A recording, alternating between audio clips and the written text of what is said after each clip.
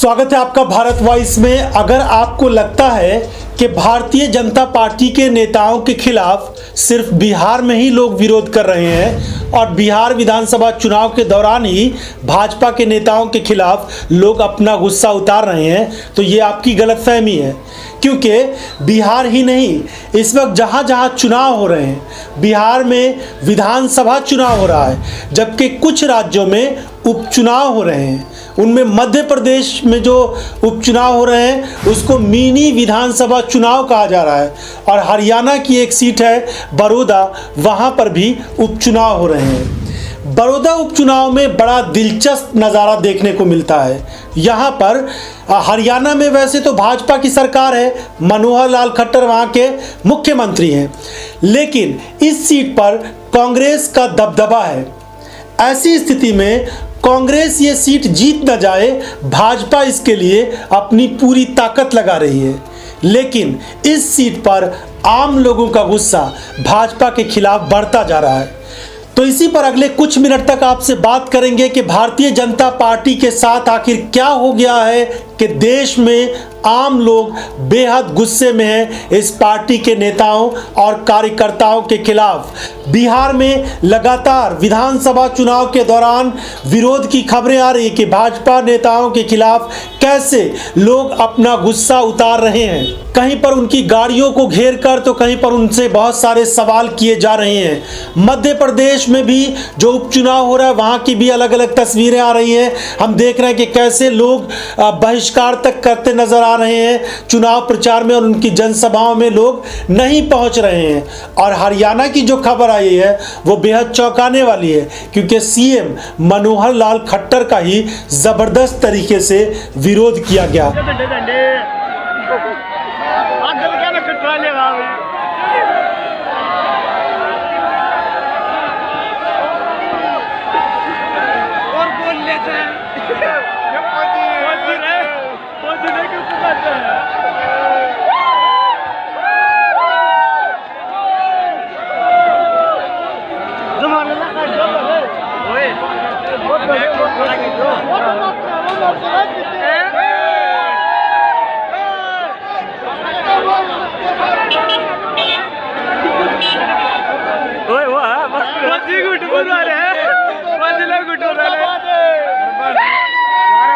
दो चार हम निकट जाएगा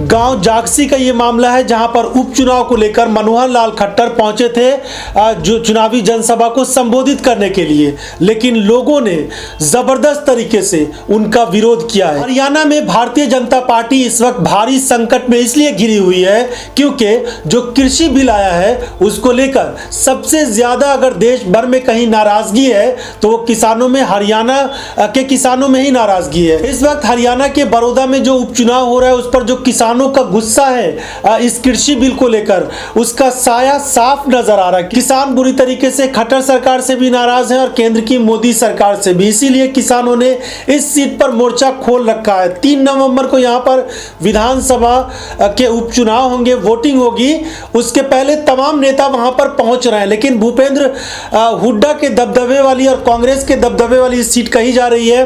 वैसे भी कांग्रेस, ये पिछले चुनाव में इस सीट पर कांग्रेस की जीत हुई थी, लेकिन इस बार बीजेपी की कोशिश है कि इस सीट को हासिल किया जाए। मगर मनोहर लाल खट्टर का यहां जबरदस्त तरीके से विरोध हो रहा है। कृषि बिल को लेकर देश भर में किसान चाहे जिस तरीके से विरोध प्रदर्शन कर रहे हो, नाराजगी जाहिर कर रहे हो, लेकिन हरियाणा में किसानों का गुस्सा शांत होता नजर नहीं आ रहा है। बेतरह नाराज है हरियाणा के किसान, और यही वजह है कि अब इस बार जो विधानसभा उपचुनाव हो रहे हैं इस सीट पर किसान नहीं चाहते कि भारतीय जनता पार्टी के उम्मीदवार की जीत हो, क्योंकि यहां से एक संदेश जाना है कि आपने अगर किसानों के लिए गलत किया है तो किसान भी सोचने पर मजबूर होगा कि आखिर जब वोटिंग का समय आए तो वो क्या फैसला करेगा। लेकिन भारतीय जनता पार्टी की मुश्किलें यही नहीं थम रही है। बिहार से हम लगातार तस्वीरें देख ही रहे हैं कि कैसे भाजपा और जेडीयू के नेताओं का विरोध हो रहा है। हरियाणा के एक सीट पर जो उपचुनाव हो रहा है, बड़ौदा सीट पर, वहां पर मनोहर लाल खट्टर का विरोध हुआ, ये तस्वीर आपने देखी है। आपको लेकर चलते हैं मध्य प्रदेश, जहां पर ज्योतिरादित्य सिंधिया एक चुनावी सभा को संबोधित करने वाले थे। पे बहुत सारी कुर्सियां लगाई गई थी, लेकिन लोग इस चुनावी जनसभा में पहुंचे ही नहीं, बहुत कम लोग पहुंचे। इसको लेकर बहुत सारा विवाद और बहुत सारे सवाल भी उठ रहे हैं। आप इसमें देख सकते हैं ज्योतिरादित्य सिंधिया के आने के बाद पूरी कुर्सियां खाली है। 500 लोग भी नहीं दिख रहे हैं पूरी सभा में। टोटल 800 या 700 कुर्सियां लगी हुई है, उसमें से आधी से ज़्यादा खाली है। पूरी कुर्सियां खाली पड़ी है। ज्योतिरादित्य सिंधिया स्टेज पे पहुंच गए हैं, मंच पर पहुंच गए हैं और भाषण दे रहे हैं। उसके बाद पूरी कुर्सियां खाली पड़ी है। 500 लोग भी नहीं है पूरी सभा में।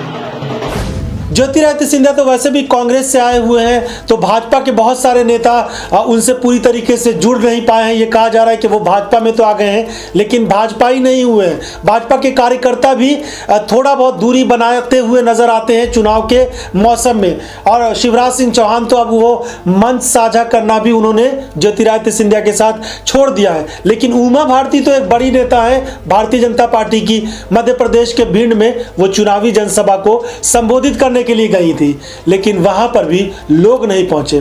उमा भारती का अपना एक अलग स्टाइल है। वो चाहती है कि उनकी जनसभाओं में भीड़ हो, लोग उनको सुनने के लिए आए, उनके आगे पीछे लोग रहें। जब उन्होंने देखा कि चुनावी जनसभा में लोग ही नहीं पहुंचे हैं, तो वो भारी गुस्से में आ गई, नाराज हो गई। भारतीय जनता पार्टी की फायर ब्रांड नेता उमा भारती बुधवार को मेहगांव विधानसभा क्षेत्र में बीजेपी प्रत्याशी ओपीएस भदौरिया के समर्थन में सभा करने के लिए पहुंची थी, लेकिन उनका हेलीकॉप्टर सभा स्थल से 25 किलोमीटर दूर मेहगांव में उतरने की परमिशन मिलने पर उन्होंने नाराजगी जाहिर की।